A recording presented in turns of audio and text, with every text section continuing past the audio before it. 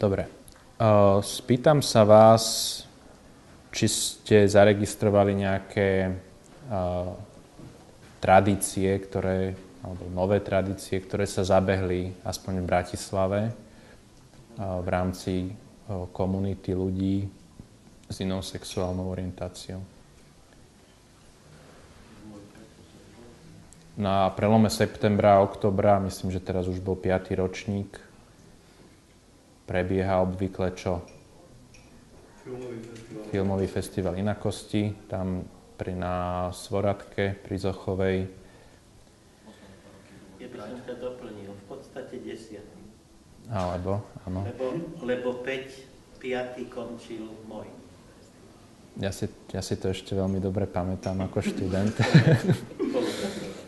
Áno. Čiže jedných 5 sa urobilo a potom to prevzala Inakosť a urobila ďalší. Čiže beží tu, aspoň teda v hlavnom meste Slovenska, tradícia filmových festivalov 5+5. Čo ste ešte zaznamenali? Duhový Pride. Teraz vlastne prebehol 2. ročník. Aký ste mali pred ním a po ňom pocit? Z toho prvého veľmi zlý, z toho druhého o dosť lepší, lebo vieme, že ten prvý bol za prinatorovania rodeáka a ten druhý bol za prinatorovania niekoho iného. Tam bol dosť veľký rozdiel aj v tej bezpečnosti napríklad. No, bol rozdiel aj to, že bolo pred voľbami a po voľbách a bolo to dosť cítiť. Čo sa týka aj tej exponovanosti tej druhej strany barikády, ktorá teraz trošku chýbala. Čo sa týka nejakých ohlasov, alebo keď ste zaregistrovali, pohybujete sa v práci, v škole, keď to preberali vaši rodičia, spolužiaci, kolegovia, aké ste zaznamenali postoje k Prideu? Utkveli vám? Bohužiaľ, v drvivej väčšine je to stále skandalizácia. Tak ja poznal som si kolegovcov, ktorí to veľmi chválili, že sa tam boli pozrieť a povedali, že to bola veľmi dobrá akcia, na ktoré sa nedalo. Ale vďaka médiám, ktoré z toho robia ako Karneval? Rio de Janeiro, nie? Zásadne, keď sa objaví niečo o Duhovom Pride, alebo vôbec akože o našich aktivitách, tak v televízii treba ukázať minimálne ako 2 chlapov, ktorí majú štrosie pera ružové, ale holé zadky. Čiže my nepotrebujeme robiť karnevály v Riu, ale ako môžeme tiež dať najavo to, že bojujeme za nejaké práva. Áno, ja som bol aj na tom prvom ročníku, aj na tom druhom osobne a naozaj môžem skonštatovať, že keby tam neboli tie dúhové zástavy a kordón policajtov, tak pravdepodobne by som ako bežný okoloidúci nevedel, o akú akciu sa jedná. Čiže z môjho pohľadu sa nenaplnili také tie očakávania toho, že čo to bude.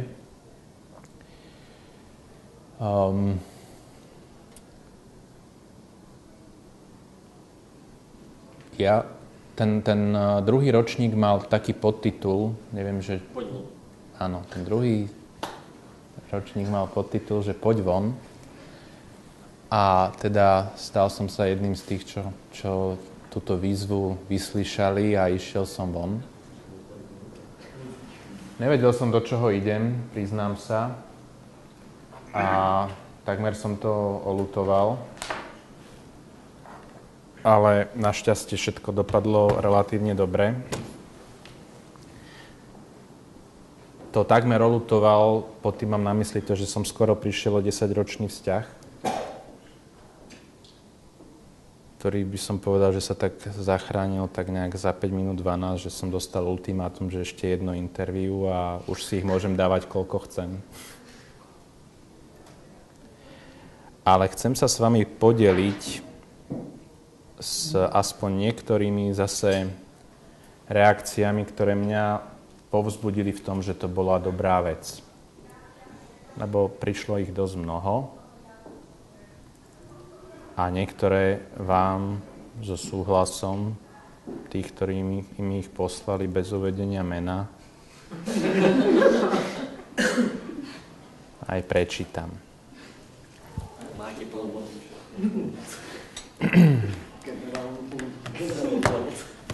Že človek má takú spätnú väzbu, že na čo to bolo dobré. Lebo aj takú otázku som častokrát dostával. Pán Foršt, včera som si prečítal váš coming out v úvodzovkách interview v SME a chcel som vám vyjadriť podporu a popriať hodne šťastia a trpezlivosti pri prekonávaní predsudkov a úspech pri osvete slovenskej spoločnosti. Je úžasné, že konečne niekto v slovenskej politike nabral odvahu a na svojom príklade dokázal, že nie všetci gejovia zodpovedajú stereotypu. Dúfam, že viacerí budú nasledovať váš príklad. Myslím, že momentálne je oveľa užitočnejšie sústrediť sa na postupnú zmenu verejnej mienky voči homosexuálom ako silou mocou tlačiť na legislatívne zmeny a za tým účelom je dobré mať čo najviac slušných a úspešných gejov, ktorí sa nehanbia priznať svoju orientáciu a ktorí môžu úspešne napadať bežné vnímanie homosexuálov v spoločnosti a tiež slúžiť ako príklad mladým ľuďom, ktorí zápasia so svojou orientáciou. Väčšinu svojho života žijem mimo Slovenska, ale veľmi by som sa chcel o takých 5 rokov vrátiť a usadiť sa aj s mojím partnerom v krajine, ktorú stále považujem za svoj domov. Neočakávam, že to bude ľahké. Nielen, že som gej, ale môj partner je tmavej pleti a plánujeme aj deti. Verím však, že vďaka vám a vám podobným to predsa len bude raz pre našu rodinu o niečo ľahšie. Druhý. Dobrý deň, pán Stanko. Prepáčte, Prepáčte, že sa ozývam a dovolte, aby som vám napísala pár riadkov. Je mi 59 rokov, som už babka a viete, vážim si toho, ako ste bez bázne sa priznal k orientácii. Mám priateľku, ktorej syn je tiež inak orientovaný a je to super chlapec, veľmi ho mám rada a vôbec sa nepozastavujem nad tým, kto aký je. Pre mňa je dôležité, aké má srdiečko a čo je v ňom. Preto mi dovolte popriať veľa úspechov a šťastia v láske a kašlite na záporné ohlasy. Sú to magory, majte sa. 59-ročná stará mama. No a teraz si dáme ešte niečo z iného súdka.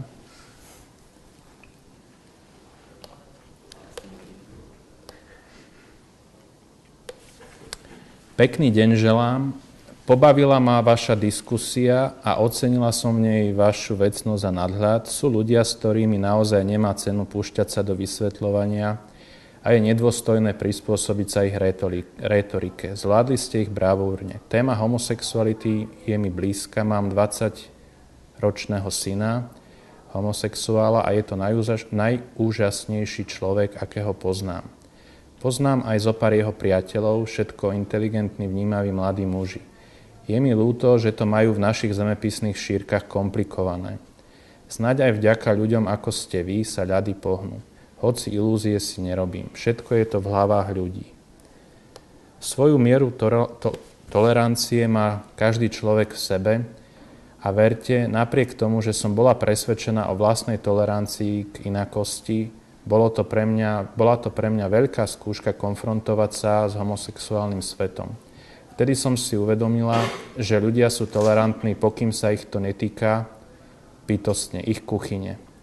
Toto obdobie však trvalo v mojom prípade len veľmi krátko. Dnes so synom konzultujem jeho vzťahy a naša komunikácia je veľmi otvorená. A je mi veľmi ľúto, keď mi povie, že napríklad kamarátovi rodičia to nevedia. Možno práve takýmto rodičom pomôžete svojou otvorenosťou. Ďakujem. S pozdravom. Tak to sú také 3 ukážky asi výpovedí ľudí, ktorí potom, ako toto interview vyšlo, tak napriek tomu riziku, ktoré to pre môj osobný život znamenalo, tak ma utvrdili v tom, že to bol dobrý počin.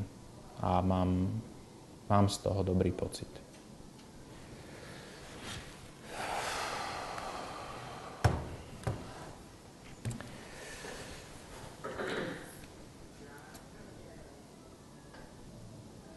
Keď sme sa rozprávali o teda filmovom festivale Inakosti a o Gay Pride, ktorého druhý ročník máme za sebou, tak teraz sa to doplnilo takým tretím, by som povedal, stálym telesom. Neviem, či ste čítali ten blog, v ktorom bola aj pozvánka na toto stretnutie, ktorý mám na smečku.